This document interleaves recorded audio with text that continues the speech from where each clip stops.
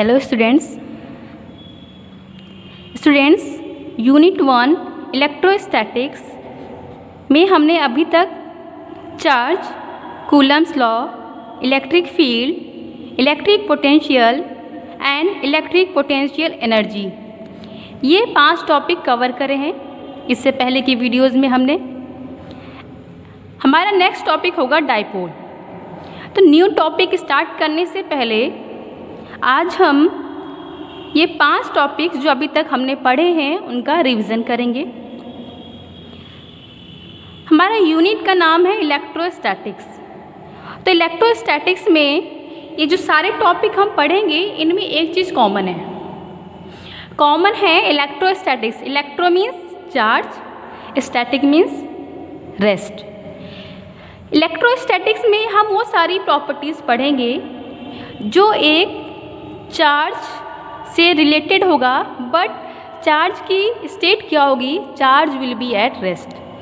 कोई charge rest की condition में है तो उसके आसपास या उससे रिलेटेड जो भी प्रॉपर्टीज़ होगी उसको हम इलेक्ट्रोस्टैटिक्स की ब्रांच में पढ़ते हैं। एंड जब हमारा चार्ज मोशन में आता है तो वहाँ पे करंट प्रोड्यूस होता है, उसको हम यूनिट 2 इलेक्ट्रिक करंट में पढ़ेंगे। तो electrostatics means charge at rest. Charge हमारा रेस्ट पे है तो पहले हमें पता होना चाहिए कि चार्ज होता क्या है। तो चार्ज हमारे 2 तरीके के होते हैं, we know, plus charge and minus charge. And हमें इनकी बेसिक प्रॉपर्टी पता है कि सेम पोलैरिटी के चार्ज एक दूसरे को रिपल करते हैं। देखिए यहाँ पे प्लस चार्ज है एंड प्लस चार्ज है, जब ये एक दूसरे के पास आते हैं तो ये एक दूसरे को रिपल करते हैं। एंड जो आपके अपोजिट चार्ज होते हैं, अनलाइक चार्ज होते हैं, वो एक दूसरे को अट्रैक्ट करते हैं। ये प्लस चार्ज माइनस की तरफ जाएगा और माइनस चार्ज आपका प्लस चार्ज की तरफ आएगा। They will attract each other. आपके सेम पोलैरिटी के चार्ज एक दूसरे को रिपल कर रहे हैं तो इसका मतलब यहाँ पे कोई ना कोई फोर्स वर्क कर रहा है। उस फोर्स को बोलते हैं फोर्स ऑफ रिपल्सन, जिससे आपके लाइक चार्जेस एक दूसरे को रिपेल करेंगे। एंड अनलाइक चार्जेस जो एक दूसरे को अट्रैक्ट करते हैं इनके बीच में फोर्स ऑफ अट्रैक्शन वर्क करता है। Force of repulsion and force of attraction, इन दोनों को कॉमन हम कहते हैं इलेक्ट्रिक फोर्स और इलेक्ट्रोस्टैटिक्स फोर्स। कूलम्स लॉ में आपका ये इलेक्ट्रोस्टैटिक फोर्स मीन्स ये force of repulsion and force of attraction कितना होता है इसके लिए स्टेटमेंट दिए गए थे। इसके 3 स्टेटमेंट थे। फर्स्ट स्टेटमेंट था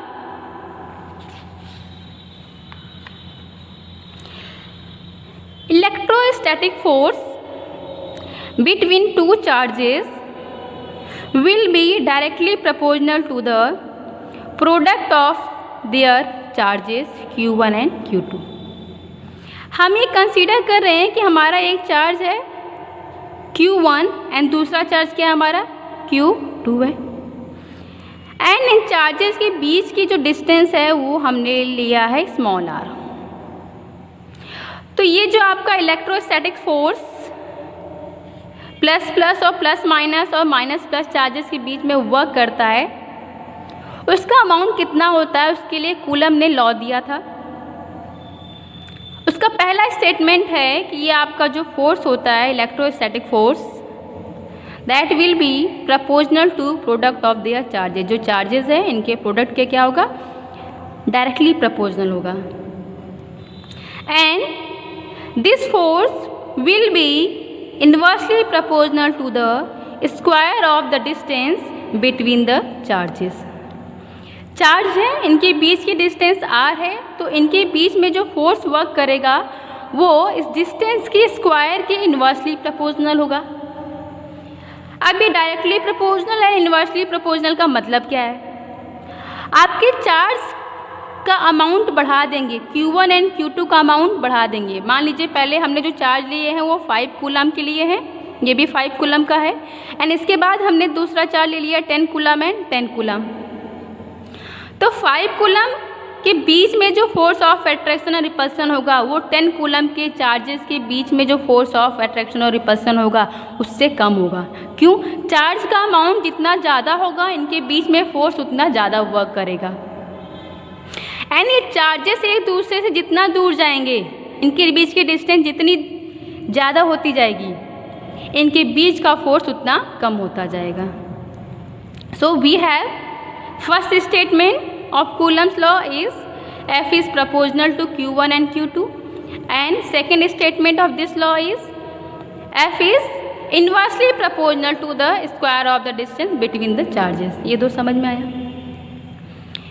नेक्स्ट स्टेटमेंट ये कहा है कि ये जो फोर्स होगा इसका जो डायरेक्शन होगा that will B along the line joining these two charges.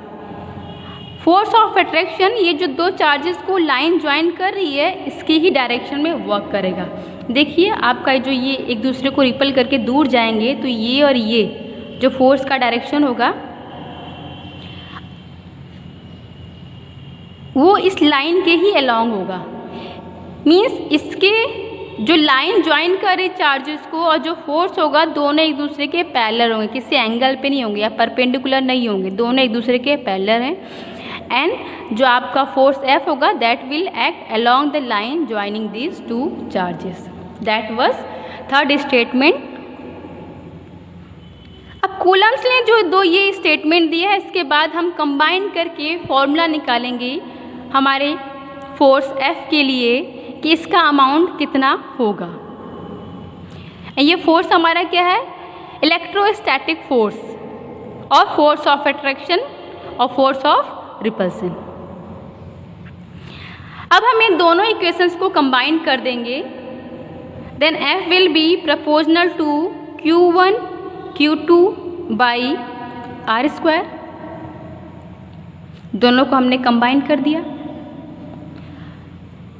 अब कंबाइन करने के बाद हमारे यहाँ पे प्रोपोर्शनैलिटी का साइन है। प्रोपोर्शनैलिटी का साइन जब हम हटाते हैं तो हम कोई ना कोई कांस्टेंट यूज करते हैं और यहाँ पे हम कांस्टेंट यूज करेंगे 1/4 pi epsilon naught Q1 Q2 by R square. हमारे कांस्टेंट की वैल्यू क्या है? 1/4 पाई एप्सिलॉन नॉट। और एप्सिलॉन नॉट यहाँ पे क्या होता है? Value of epsilon naught will be equal to 8.85 into 10 the power.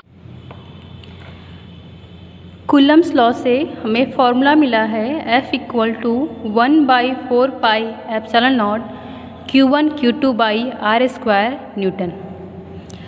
इस फॉर्मूले में एप्सिलॉन नॉट क्या है?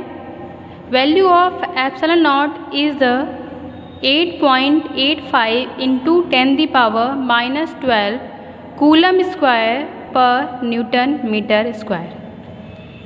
एंड एप्सिलॉन नॉट को बोलते हैं permittivity of free space.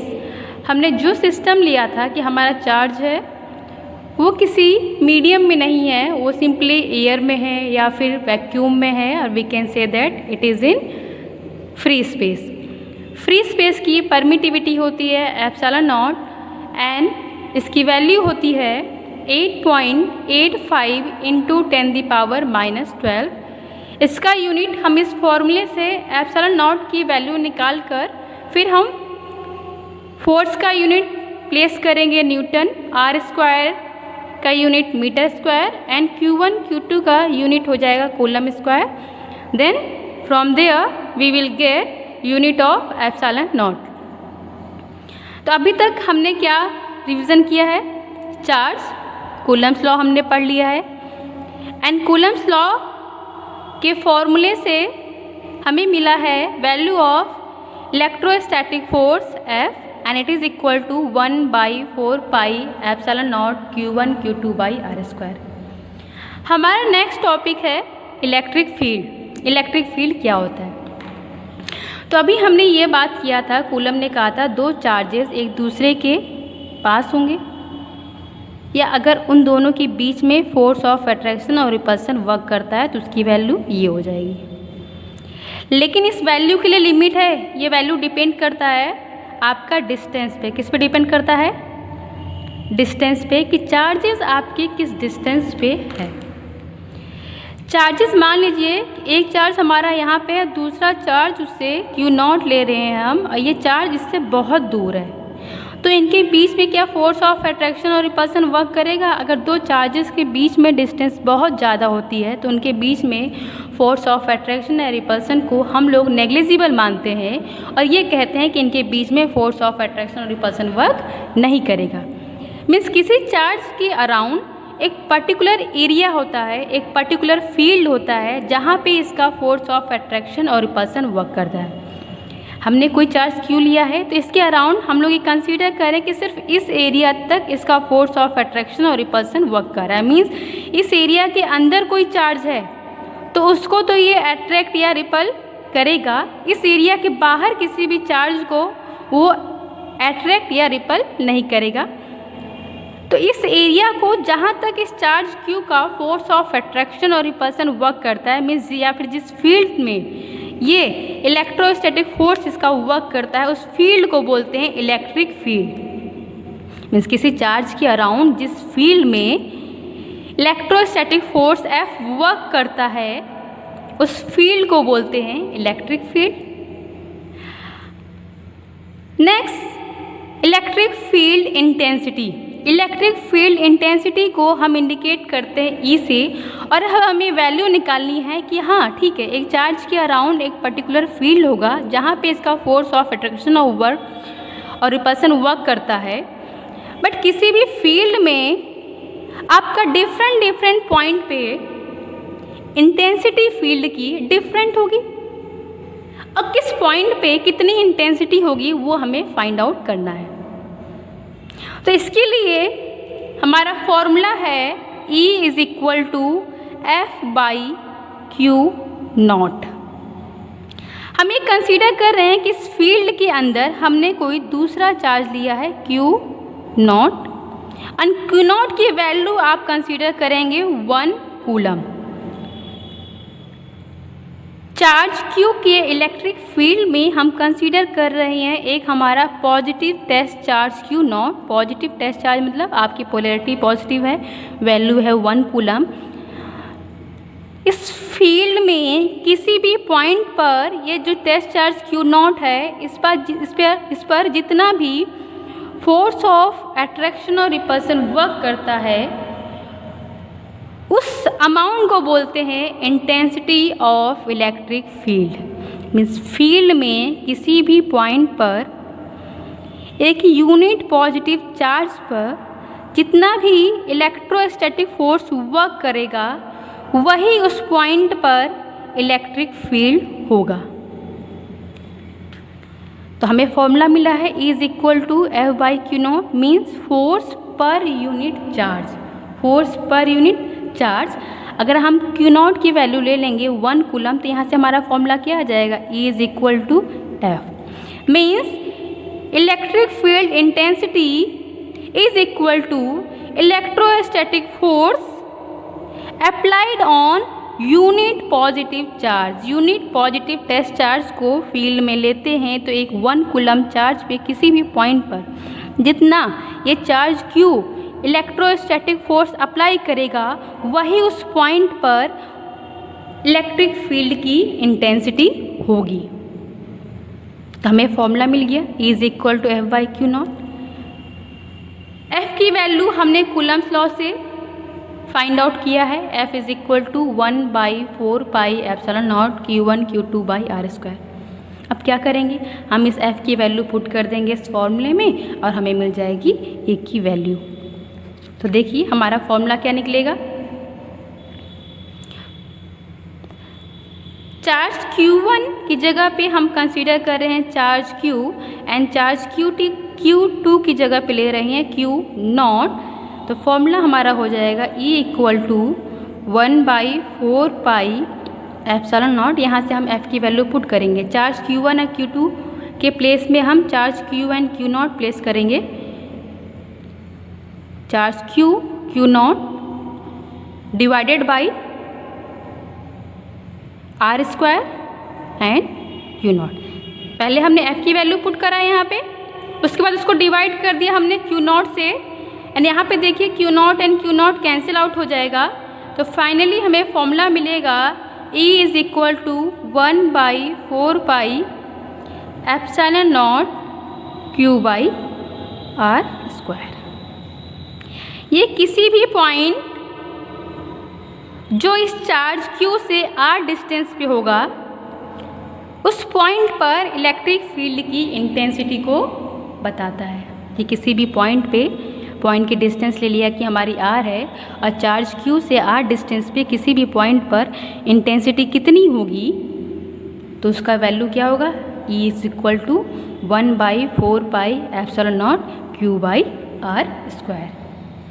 E का यूनिट क्या होगा, देखिए हमारा E डिफाइंड है, इलेक्ट्रिक फील्ड इंटेंसिटी डिफाइंड है F/Q नॉट, F का unit Newton, Q naught coulomb, तो इसका यूनिट क्या हो जाएगा न्यूटन पर कूलम। तो अभी तक हमने क्या पढ़ लिया, हमने चार्ज को डिस्कस कर लिया है, देन हमने कूलम्स लॉ का स्टेटमेंट देखा। कूलम्स लॉ के स्टेटमेंट से हमें क्या मिला, हमें वैल्यू मिली इलेक्ट्रोस्टैटिक फोर्स की, जिसकी वैल्यू होगी 1/4 epsilon naught Q1 Q2 by R square. Then next है कि किसी भी चार्ज के अराउंड ये जो फोर्स वर्क करता है, ऐसा नहीं कि हर जगह वर्क करेगा, किसी भी डिस्टेंस पे वर्क करेगा। देखिए ये डिपेंड कर रहा है आपका डिस्टेंस के इन्वर्सली प्रोपोर्शनल, मीन्स डिस्टेंस जितनी ज़्यादा होती जाएगी ये फोर्स उतना कम होता जाएगा। मीन्स एक प्रॉपर डिस्टेंस, एक प्रॉपर रेंज में ही आपका ये इलेक्ट्रोस्टैटिक फोर्स वर्क करता है किसी भी चार्ज के अराउंड। तो जिस फील्ड में आपका ये इलेक्ट्रोस्टैटिक फोर्स वर्क करता है उस फील्ड को बोलते हैं इलेक्ट्रिक फील्ड। अब ये है कि किसी भी फील्ड पे इलेक्ट्रोस्टैटिक फोर्स वर्क करता है, लेकिन उस फील्ड पर हर एक पॉइंट पे फील्ड की इंटेंसिटी डिफरेंट होती है।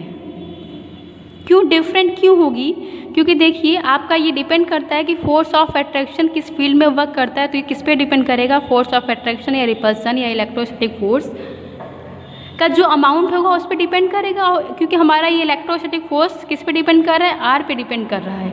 इसलिए डिफरेंट पॉइंट पे आपके आर की डिस्टेंस डिफरेंट होगी, इसलिए ई की भी डिफरेंट होगी।